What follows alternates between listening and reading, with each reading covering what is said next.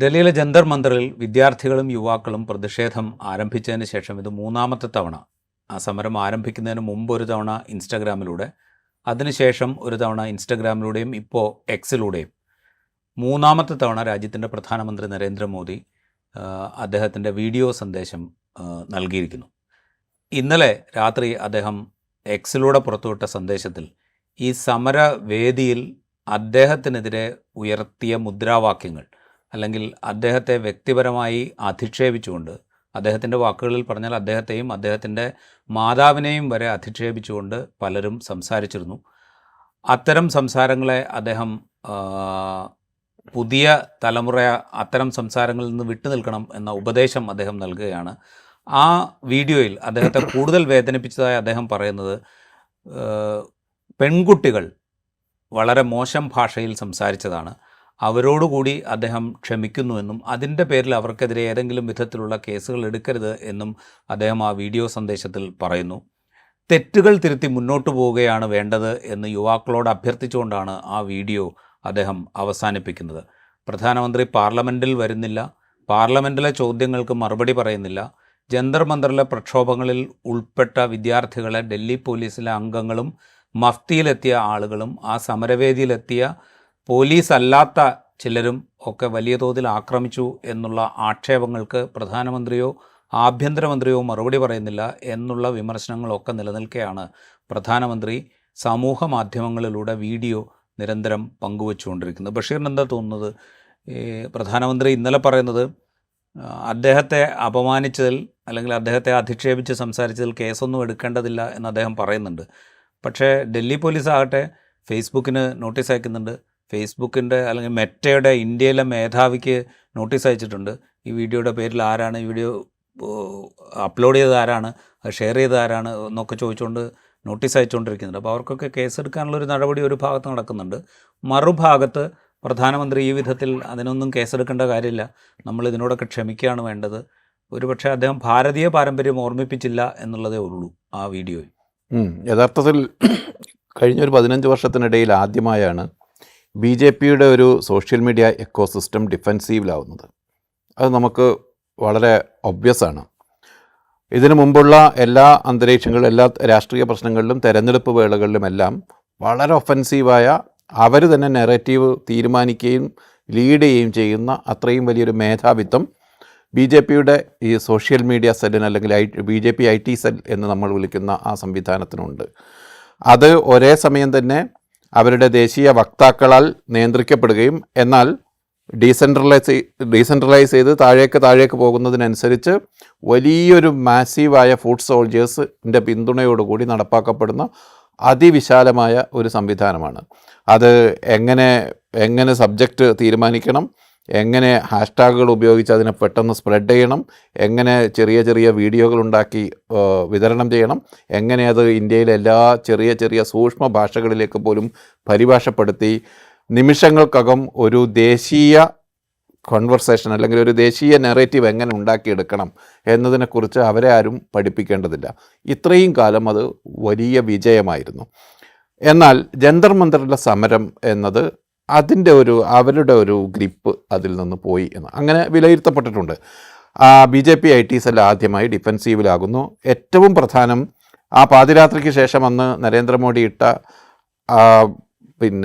ഈ കുട്ടികളെ അഡ്രസ്സ് ചെയ്തുകൊണ്ട് അദ്ദേഹം ഇൻസ്റ്റാഗ്രാമിൽ പോസ്റ്റ് ചെയ്ത അതിനെതിരെ വന്ന കൗണ്ടർ മീംസാണ് യഥാർത്ഥത്തിൽ ഇത് പൂർണ്ണമായും പരാജയപ്പെട്ടിരിക്കുന്നു എന്ന് ബോധ്യപ്പെടുത്തിയത്.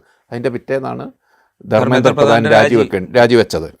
അപ്പോൾ അവസാന വട്ട ശ്രമം നടത്തിയതിന് ശേഷമാണ് യഥാർത്ഥത്തിൽ ബഡ്ജ് ചെയ്യുക അല്ലെങ്കിൽ കൺസീഡ് ചെയ്യുക എന്ന തീരുമാനത്തിലേക്ക് എത്തിയത്. ഇപ്പോൾ നമ്മൾ കാണുന്നത് ഒരു സൈഡിൽ പലതരത്തിലുള്ള പൊളിറ്റിസൈസേഷൻ ഇതിലേക്ക് കൊണ്ടുവരാൻ ശ്രമിക്കുന്നു, രാഷ്ട്രീയ പ്രേരിതമായൊരു സമരമാണ് എന്ന് വരുത്താൻ ശ്രമിക്കുന്നു. വഴിതെറ്റിപ്പോയ കുട്ടികളുടെ, അദ്ദേഹം ഉപയോഗിച്ച വാക്കത മിസ്ഗൈഡഡ് എന്ന വാക്കാണ്, അവരെ മര്യാദയ്ക്ക് ലീഡ് ചെയ്ത് കൊണ്ടുപോകണം. വഴിതെറ്റിപ്പോയ കുട്ടികൾ ഉണ്ടാക്കിയ സമരമാണ് എന്ന് പറയുന്നു. അതോടൊപ്പം തന്നെ ഇതിൽ സംഭവിച്ച ഏറ്റവും വലിയ പ്രഹരം ഈ BJP IT ഇക്കോസിസ്റ്റത്തിൻ്റെ ഏറ്റവും പ്രധാനപ്പെട്ട ആയുധം, അതിൻ്റെ പില്ലർ എന്ന് പറയുന്നത് നരേന്ദ്രമോദി ഇമേജാണ്. ആ ഇമേജിനേറ്റ ക്ഷതം ആണ് ആ ഇക്കോസിസ്റ്റത്തിനെ തകർക്കുന്നത്. അത് തിരിച്ചു പിടിക്കാനുള്ള ശ്രമമായിട്ടാണ് പ്രധാനമന്ത്രിയുടെ ഈ എക്സ്പോസ്റ്റ് എന്നാണ് എനിക്ക് തോന്നുന്നത്. അതിലെ വീഡിയോ, അതിൽ അദ്ദേഹം പറയുന്നത് രാജ്യത്തോട് കോൺഗ്രസിൻ്റെ കൗണ്ടറാണ് എനിക്ക് ഏറ്റവും ഇഷ്ടപ്പെട്ടത്. ഒരു രാജ്യം പ്രധാനമന്ത്രിയോട് അപ്പോളജി ആവശ്യപ്പെടുന്നു, പക്ഷേ പ്രധാനമന്ത്രി രാജ്യത്തോട് ക്ഷമിച്ചിരിക്കുന്നു എന്ന മട്ടിൽ വളരെ അബ്രപ്റ്റ് ആയിട്ടുള്ള കൗണ്ടറാണ്. അപ്പോൾ മോഡിയും BJP IT എക്കോസിസ്റ്റവും ആലോചിക്കുന്നതും അവർ സ്പ്രെഡ് ചെയ്യാൻ ശ്രമിക്കുന്നതും വളരെ മാഗ്നാനിമസായ ഒരു പ്രധാനമന്ത്രി, ഹൃദയ വിശാലതയുള്ള പ്രധാനമന്ത്രി, കുട്ടികളോട് ക്ഷമിച്ചു കൊടുക്കുന്ന, അത് തന്നെക്കുറിച്ചും തൻ്റെ മാതാവിനെക്കുറിച്ച് പോലും അബ്യൂസീവായ വാക്കുകൾ ഉപയോഗിച്ചാൽ പോലും പുതിയ തലമുറ എന്ന നിലയിൽ അവരോട് ക്ഷമിച്ചു കൊടുക്കുന്ന ഒരു പ്രധാനമന്ത്രി എന്ന ഒരു ഇമേജ് പതുക്കെ ബിൽഡ് ചെയ്യാനും അത് സ്പ്രെഡ് ചെയ്ത് ഈ നഷ്ടപ്പെട്ട ഗ്രിപ്പ് തിരിച്ചു പിടിക്കാനുമുള്ള ശ്രമമാണ് എന്നാണ് എനിക്ക് തോന്നുന്നത്. ഇതിൽ പെൺകുട്ടികൾ പറഞ്ഞതാണ് എനിക്ക് കൂടുതൽ വ്യസനമുണ്ടാക്കിയത് എന്നത് ആദ്യം പറയുന്നതല്ല. ഇതിന് മുമ്പുള്ള ഈ IT സെല്ലിൻ്റെ ഡിസ്ട്രിബ്യൂഷനിലും പെൺകുട്ടികളെ ടാർഗറ്റ് ചെയ്തു. നമ്മൾ ഇതിനു മുമ്പ് ഐഷി ഘോഷിൻ്റെ വിഷയം സംസാരിച്ച ഘട്ടത്തിൽ തന്നെ ഈ സമരവേദിയിലെ പെൺകുട്ടികളുടെയും യുവതികളുടെയും സാന്നിധ്യം, അവർ സംസാരിച്ച രീതി, അവർ BJPയുടെ പ്രധാനപ്പെട്ട രാഷ്ട്രീയ ആയുധങ്ങളെ ആക്രമിച്ച രീതി, പ്രധാനമന്ത്രി പറഞ്ഞതുപോലെ മോശം വാക്കുകളോ മോശം ഭാഷയെക്കുറിച്ചോ അല്ല ഞാൻ സംസാരിക്കുന്നത്. BJPയുടെ പ്രധാനപ്പെട്ട അവർ വളരെ കാലങ്ങളായി ഉപയോഗിച്ചുകൊണ്ടിരിക്കുന്ന വിഭാഗീയവും വർഗീയ ധ്രുവീകരണത്തിനും ഉപയോഗിക്കുന്ന രാഷ്ട്രീയ ആയുധങ്ങളെ മുഴുവൻ ഈ ചെറുപ്പക്കാരികളായിട്ടുള്ള വിദ്യാർത്ഥികളായിട്ടുള്ള ആളുകൾ ആക്രമിച്ച രീതി, ഇത് അവരെ വലിയ തോതിൽ അസ്വസ്ഥരാക്കിയിട്ടുണ്ട് എന്ന് തോന്നുന്നു. അതിൻ്റെ കൂടെ തുടർച്ചയിലാണ് ഇതിപ്പോൾ അവരോടൊക്കെ ഞാൻ ക്ഷമിച്ചിരിക്കുന്നു, അവരുപയോഗിച്ച വാക്കുകൾ എന്നെ വലിയ തോതിൽ വേദനിപ്പിക്കുന്നു, നമ്മൾ മുതിർന്ന ആളുകൾ അവരെ തെറ്റ് തിരുത്തി ശരിയായ വഴിയിലൂടെ നയിക്കുകയാണ് വേണ്ടത് എന്നൊക്കെ അദ്ദേഹം പറയുന്നത്. അതുകൊണ്ടാണ് എനിക്കിത് കേട്ടപ്പോൾ എനിക്കിത് കേട്ടപ്പോൾ യഥാർത്ഥത്തിൽ ആദ്യം തോന്നിയത് നമ്മുടെ ഈ പണ്ട് നമ്മളൊക്കെ കോളേജിൽ പഠിക്കുന്ന കാലത്ത് സിദ്ദിഖ് ലാലിൻ്റെ ഒരു സിനിമ ഇറങ്ങിയിരുന്നല്ലോ, അതിൽ ആശാൻ എല്ലാവരോടും ക്ഷമിച്ചിരിക്കുന്നു എന്ന് പറയുന്നുണ്ടല്ലോ, ഏതാണ്ട് അതുപോലെയാണ് എനിക്ക് സത്യം പറഞ്ഞാൽ തോന്നിയത്. യഥാർത്ഥത്തിൽ ഇവിടെ ഈ ജന്തർ മന്തർ സമരത്തിൻ്റെ ഒരു പ്രത്യേകത, അതിനെതിരെ പലതരത്തിലുള്ള ആരോപണങ്ങൾ വന്നു. ഇപ്പോൾ വിദേശത്തു നിന്ന് ഫണ്ട് സ്വീകരിക്കുന്നു എന്ന് പറഞ്ഞ് ആദ്യം അങ്ങനെ ഒരു അറ്റാക്ക് നടത്തി നോക്കി. പല രീതിയിലുള്ള രാഷ്ട്രീയ പ്രേരിതമാണ് എന്ന അറ്റാക്ക് നടത്തി നോക്കി. ഇതിൽ ഉൾപ്പെട്ട മുഴുവൻ തീവ്രവാദികളാണ് എന്ന് പറഞ്ഞു നോക്കി. അതിൽ ഒരു ഘട്ടത്തിൽ BJPയുടെ കയ്യിലെ ഏറ്റവും പ്രധാന ആയുധമായ മുഖ്യധാര മാധ്യമങ്ങളെ ഉപയോഗിച്ച് തന്നെ അത് ചെയ്യാൻ ഒരു ശ്രമം നടത്തി നോക്കി.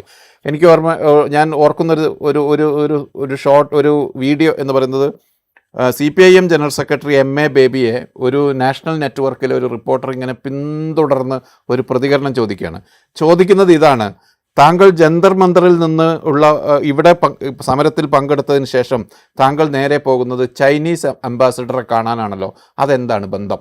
അത് എസ്റ്റാബ്ലിഷ് ചെയ്യാൻ ശ്രമിക്കുകയാണ്. പിന്നീട് അത് പലരും വിശദീകരിച്ചു, ചൈനീസ് അംബാസിഡറെ കാണുന്നത് അതായത് ഒരു രാഷ്ട്രീയ നേതാവ് തൊട്ടെടുത്ത ശേഷം അദ്ദേഹത്തിൻ്റെ ഷെഡ്യൂൾ എന്താണെന്ന് കണ്ടുപിടിച്ചിട്ട് ചൈനീസ് അംബാസിഡറെ കാണാൻ പോകുന്നതിന് ഈ പരസ്പര ബന്ധം എസ്റ്റാബ്ലിഷ് ചെയ്യാൻ ശ്രമിക്കുക. ഇങ്ങനൊരു ബന്ധമുണ്ട് എന്ന് ആദ്യം ആരോപിക്കുക, അത് എസ്റ്റാബ്ലിഷ് ചെയ്യാൻ ശ്രമിക്കുക. ഈ വിധത്തിൽ മുഖ്യധാരാ മാധ്യമങ്ങളെ കൊണ്ട് ഈ സമരത്തെ ഡിസ്ക്രെഡിറ്റ് ചെയ്യാനുള്ള ശ്രമം നടന്നു. പക്ഷേ അത് വിജയിച്ചില്ല. അത് മാത്രമല്ല, സമരക്കാർ ഈ സർക്കാരിൻ്റെയോ BJPയുടെയോ ഇത്തരം ആരോപണങ്ങൾക്കും ആക്ഷേപങ്ങൾക്കും മറുപടി പറഞ്ഞില്ല. അവർ മറുപടി പറയുന്നതിന് പകരം, സാധാരണ ഒരു പൊളിറ്റിക്കൽ എൻഗേജ്മെൻ്റ് ഉണ്ടാകുമ്പോൾ മറുപടി പറഞ്ഞു പോവുകയാണല്ലോ ചെയ്യുക. ഒരു ആരോപണം ഒരു വക്താവ് ഉന്നയിക്കുന്നു, മറ്റേ പാർട്ടിയുടെ വക്താവ് തിരിച്ച ആരോപണത്തിന് മറുപടി പറയുന്നു.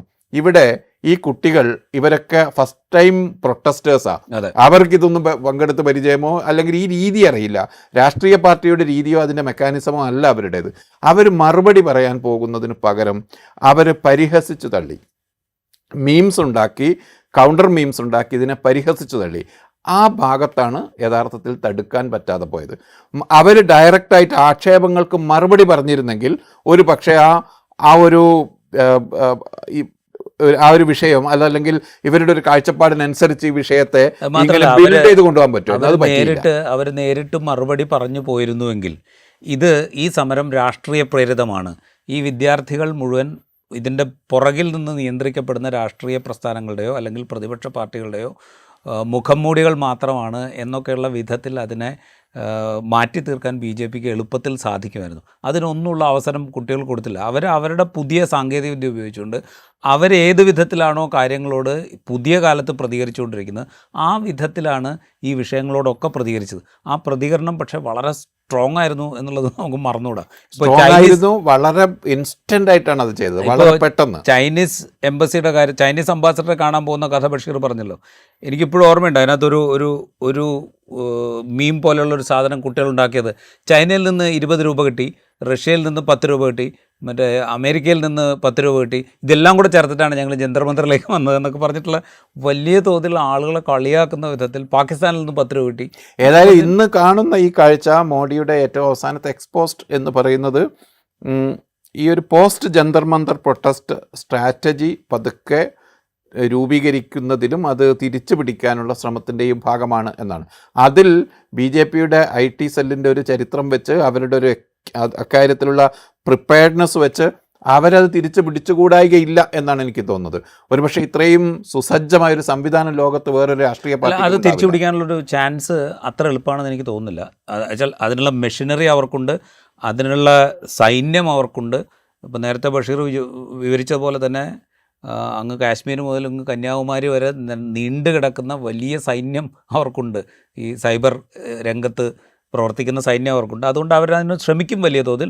ഒരുപക്ഷെ അവർ വിജയിച്ചുകൂടായികയുമില്ല. പക്ഷേ ഇവിടെ ഇപ്പുറത്ത് കുട്ടികൾ ഞങ്ങളെ ഈ സാമൂഹ്യ മാധ്യമങ്ങളിൽ അവഹേളിക്കുന്ന, അപകീർത്തിപ്പെടുത്തുന്ന, ഞങ്ങളെ ചീത്ത വിളിക്കുന്ന BJPയുടെ IT സെൽ ഭാരവാഹികൾക്കെതിരെ നിങ്ങൾ എന്ത് നടപടിയെടുത്തു എന്ന് തിരിച്ചു ചോദിക്കുന്നുണ്ട്. ആ ചോദ്യത്തിന് പക്ഷേ അതിനൊരു ഓർഗനൈസ്ഡ് സ്വഭാവം ഉണ്ടാവില്ലല്ലോ. അപ്പോൾ ഇന്ത്യയിലെ പ്രതിപക്ഷ രാഷ്ട്രീയ പാർട്ടികൾക്ക് ഇക്കാര്യത്തിലുള്ള അവരുടെ സന്നാഹത്തെക്കുറിച്ച് നമുക്കൊരു ധാരണയുണ്ട്. അതത്ര വലുതല്ല. കോൺഗ്രസ്സിന് പോലും അത്ര വലിയൊരു സംവിധാനം ഈ BJPയുടെ IT പ്രചാരണ ശൃംഖലയെ നേരിടാനുള്ള ഒരു സന്നാഹം യഥാർത്ഥത്തിൽ കോൺഗ്രസ്സിലില്ല, മറ്റ് രാഷ്ട്രീയ പാർട്ടികൾക്കുമില്ല. ഈ ഒരു ഒറ്റത്തവണ മാത്രം സമരത്തിന് വന്ന കുട്ടികൾ അവരുടെ മറ്റു കാര്യങ്ങളിലേക്ക് തിരിച്ചു പോകും. അവരെല്ലാ കാലത്തും BJP IT സെല്ലിൻ്റെ ഈ ക്യാമ്പയിനെ നേരിടാൻ വേണ്ടി സജ്ജരായിരുന്നു കൊള്ളണമെന്നില്ല. അവർ അങ്ങ് ചെതറിപ്പോവുകയല്ലേ ചെയ്യുക. എനിക്ക് തോന്നുന്നു വളരെ പതുക്കെ ഈ ഒരു നെറേറ്റീവ് BJP തന്നെ അവരുടെ ഈ ഇത്രയും വലിയ ശൃംഖല ഉപയോഗിച്ച് തിരിച്ചു പിടിക്കാൻ ശ്രമിക്കുമ്പോഴേ അവിടെ ഒരു പ്രശ്നമുണ്ട്. എനിക്ക് തോന്നുന്നത് ഇത് പറയുമ്പോൾ, അതായത് ഈ പെൺകുട്ടികളിലേക്കാണ് പ്രധാനമായിട്ടും പ്രധാനമന്ത്രിയുടെ വാക്കുകൾ ഫോക്കസ് ചെയ്യുന്നത്. അവിടെ പങ്കെടുത്ത ആൺകുട്ടികൾ അങ്ങനെ സംസാരിച്ചാൽ അദ്ദേഹത്തിന് അത്രത്തോളം വേവലാതി ഉണ്ട് എന്ന് ആ വീഡിയോ കണ്ടാൽ നമുക്ക് തോന്നില്ല. പെൺകുട്ടികളിലേക്ക് അദ്ദേഹം ഫോക്കസ് ചെയ്യുമ്പോൾ അതായത് BJPയും അതിൻ്റെ പ്രധാനപ്പെട്ട ശക്തി കേന്ദ്രമായ RSSും കൊണ്ടുനടക്കുന്ന ഒരു സനാതന ധാർമ്മിക മൂല്യത്തിൻ്റെ ഒരു എക്സ്പ്രഷൻ കൂടിയാണ് സത്യം പറഞ്ഞു കഴിഞ്ഞാൽ ഈ പറയുന്ന പെൺകുട്ടികൾ മോശം വാക്കുകൾ ഉച്ചരിച്ചു. അതാണ് എന്നെ വേദനിപ്പിച്ചത്. അവരെയാണ് നമ്മൾ തിരുത്തേണ്ടത്. തെറ്റ് തിരുത്തി മുന്നോട്ട് പോവുകയാണ് വേണ്ടത്. ഇത്തരം ഒരു മൂല്യവ്യവസ്ഥയുടെ ഭാഗമായിട്ട് സംസാരിക്കുമ്പോൾ അത് ഈ പുതിയ ചെറുപ്പക്കാരും അവരെത്രത്തോളം ഇത് ഉൾക്കൊള്ളും എന്നും അവരോട് ഇതേ മോറൽസുമായിട്ട് സംസാരിക്കാൻ അദ്ദേഹം ഉദ്ദേശിക്കുന്നത് ഈ ചെറുപ്പക്കാരെയല്ല, സത്യത്തിൽ അവരെ നിയന്ത്രിക്കാൻ പ്രാപ്തരായ രക്ഷകർത്താക്കളെയാണ് നരേന്ദ്രമോദി യഥാർത്ഥത്തിൽ ഈ വാക്കുകളിലൂടെ ലക്ഷ്യമിടുന്നത്. അവരിലേക്കാണ് അദ്ദേഹം ഈ മെസ്സേജ് കൊടുക്കുന്നത്. അവർ ഈ കുട്ടികളെ ഉപദേശിച്ച് തെറ്റിതിരുത്തി യഥാർത്ഥ മാർഗത്തിലേക്ക്, അതായത് സനാതന മൂല്യങ്ങളിൽ അധിഷ്ഠിതമായ മാർഗങ്ങളിലേക്ക് തിരിച്ചു കൊണ്ടുവരണം എന്നാണ് അദ്ദേഹം പറയാൻ ഉദ്ദേശിക്കുന്നത്. അവരോടിത് പറഞ്ഞു കൊടുക്കാൻ ശ്രമിച്ചു കഴിഞ്ഞാൽ അതിന് എന്തെങ്കിലും ഫലമുണ്ടാകും ഈ പുതിയ കാലത്ത് എന്ന് ഞാൻ വിചാരിക്കുന്നില്ല. അവർ കൂടുതൽ പുതിയ മീമുകൾ ഉപയോഗിച്ചുകൊണ്ട് ഇതിനെ തിരിച്ചാക്രമിക്കുകയായിരിക്കും ചെയ്യുക. അപ്പോൾ സ്വാഭാവികമായിട്ടും ഈ ഇപ്പോൾ ഉണ്ടായിരിക്കുന്ന ഒരു ഡിവൈഡ് ഉണ്ടല്ലോ, ആ ഡിവൈഡിന് കാരണമായത് ഈ പറയുന്ന ചോദ്യപേപ്പർ ചോർച്ച, അതായത് ഒരു ഭരണകൂടം യുവാക്കളുടെ കാര്യത്തിൽ കാണിക്കുന്ന അലംഭാവത്തെ തുടർന്നുണ്ടായതാണ് ആ ഡിവൈഡ്. ആ ഡിവൈഡിനെ ഈ പഴയ മൂല്യവ്യവസ്ഥ ഉപയോഗിച്ചുകൊണ്ട് പരിഹരിക്കാൻ BJPയും നരേന്ദ്രമോദി അടക്കമുള്ള ജനറേഷനും ശ്രമിച്ചു കഴിഞ്ഞാൽ ആ ഡിവൈഡ് കുറെ കൂടെ വലുതാവുമായിരിക്കും ചെയ്യുക. അതൊരു പക്ഷേ കൂടുതൽ മെച്ചപ്പെട്ടൊരു രാഷ്ട്രീയ ഉൽപ്പന്നമായിട്ട് മാറും എന്നാണ് എനിക്ക് തോന്നുന്നത്. പക്ഷേ 2014 വാട്സപ്പ്, ഫേസ്ബുക്ക് ഇതായിരുന്നു ഏറ്റവും പ്രധാനപ്പെട്ട ആയുധം. 2019 എത്തുമ്പോഴേക്കും അതിൽ വീഡിയോസ് കൂടി വരികയാണ് ചെയ്തത്. 2024 മുതൽ ഇങ്ങോട്ടുള്ളൊരു സിനാരിയോയിലാണ് മീംസ് ഉപയോഗിക്കപ്പെടുന്നത്. ആ ഒരു മീംസ്, കൗണ്ടർ മീംസ് ആ ഒരു ഏരിയയിലാണ് BJP പരാജയപ്പെട്ട് കിടക്കുന്നത്. അതിൽ അത്രമാത്രം എക്യുപ്ഡ് ആയിട്ടില്ല, അല്ലെങ്കിൽ അതിലങ്ങനെ ഒരു പരിചയം വന്നിട്ടില്ല എന്ന് തോന്നുന്നു. ആ ഒരു ഏരിയയിലാണ് ഈ യുവാക്കൾ അല്ലെങ്കിൽ ഈ സമരക്കാർ വലിയ തോതിലുള്ള അഡ്വാൻറ്റേജ് ഉണ്ടാക്കിയിരിക്കുന്നത്. രാജീവ് ഈ പറയുന്നത് പോലെ എന്ന് മാത്രമല്ല, ഒരു അധികാരത്തിൽ നിൽക്കുന്ന ഒരു സംഘത്തെയാണ് യഥാർത്ഥത്തിൽ സോഷ്യൽ മീഡിയക്ക് ടാർഗറ്റ് ചെയ്യാൻ എളുപ്പമുണ്ടാകുക. ഏറെക്കാലം അധികാരത്തിൽ നിൽക്കുമ്പോൾ സ്വാഭാവികമായും അവർ കൂടുതൽ ടാർഗറ്റ് ചെയ്യപ്പെടാനുള്ള സാധ്യത അവിടെ ഉണ്ട്. തിരിച്ച് ആക്രമിക്കാനുള്ള സാധ്യത കുറഞ്ഞു വരികയും ചെയ്യും. ഇതെല്ലാം വെച്ച് നോക്കുമ്പോൾ രാജീവ് ഈ പറഞ്ഞതുപോലെ അത്ര എളുപ്പമല്ല എന്ന് പറയാം. ഞാൻ പറയുന്നത് ആ ശൃംഖലയുടെ വലിപ്പമാണ്. ആ ശൃംഖലയുടെ വലിപ്പം നമുക്ക് ഊഹിക്കാൻ പറ്റാത്ത അത്രയും വലുതാണ്. അതിനൊരു ദേശീയമായ സംഘടിതമായൊരു രൂപമുണ്ട്, അതിന് നിയന്ത്രിക്കുന്ന ആളുകളുണ്ട്, അതിന് താഴേക്ക് സംസ്ഥാനങ്ങളിൽ ആളുകളുണ്ട്, ജില്ലകളിൽ ആളുകളുണ്ട്. ഇതൊന്നുമായി ഏതെങ്കിലും തരത്തിലുള്ള ഒരു അഫിലിയേഷൻ ഇല്ലാത്ത വലിയൊരു മാസ്, ഒരു ഫുഡ് സോൾജേഴ്സ് എന്ന് പറയാവുന്ന മാസ് അവിടെയുണ്ട്. ഇതെല്ലാം ഒറ്റ ദിവസം കൊണ്ട് പ്രവർത്തന സജ്ജമാക്കാൻ പറ്റുന്നൊരു സംവിധാനം യഥാർത്ഥത്തിൽ ഇപ്പോഴും BJPക്ക് ഉണ്ട്. അതുകൊണ്ട് മറ്റൊരു അഭിപ്രായം രൂപപ്പെടുത്തി എടുക്കുക ഈ സമരത്തെക്കുറിച്ച് എന്ന് പറയുന്നത് അവരെ സംബന്ധിച്ച് അത്ര ബുദ്ധിമുട്ടുള്ള കാര്യമല്ല. BJPയെ സംബന്ധിച്ച് ഈ സമരത്തെക്കുറിച്ച് അവരുദ്ദേശിക്കുന്ന വിധത്തിലുള്ള ഒരു നറേറ്റീവ് ഉണ്ടാക്കിയെടുത്ത് അത് സ്പ്രെഡ് ചെയ്യുക എന്ന് പറയുന്നത്, അല്ലെങ്കിൽ ഈ ആ സമരത്തിൻ്റെ ഒരു പ്രധാന ഒബ്ജക്റ്റീവ് നേടിയതിന് ശേഷവും അതിനെ വേണമെങ്കിൽ മറ്റേ രാഷ്ട്രീയ പ്രേരിതമെന്നോ അല്ലെങ്കിൽ ഈ പറയുന്ന ക്രിമിനലുകളുടെ സംഘടിതമായ ശ്രമമെന്നോ ഒക്കെ ആക്കി തീർക്കാൻ ഒരുപക്ഷെ സംഘടിതമായി അവർക്ക് സാധിച്ചേക്കും, അവരുടെ മെക്കാനിസത്തിൽ സാധിച്ചേക്കും. പക്ഷെ അതിന് പുറത്തേക്ക് അത് എത്രത്തോളം സ്വീകാര്യമാകും എന്നുള്ളൊരു ക്വസ്റ്റ്യൻ അവിടെ. പിന്നെ ഈ പറഞ്ഞ ഏറ്റവും ഒടുവിൽ വന്ന 2 വീഡിയോയും ഒട്ടും ഇംപ്രസീവ് അല്ല. കേൾവിക്കാരെ അല്ലെങ്കിൽ കാഴ്ചക്കാരെ ഇംപ്രസ് ചെയ്യുന്ന വിധത്തിലല്ല.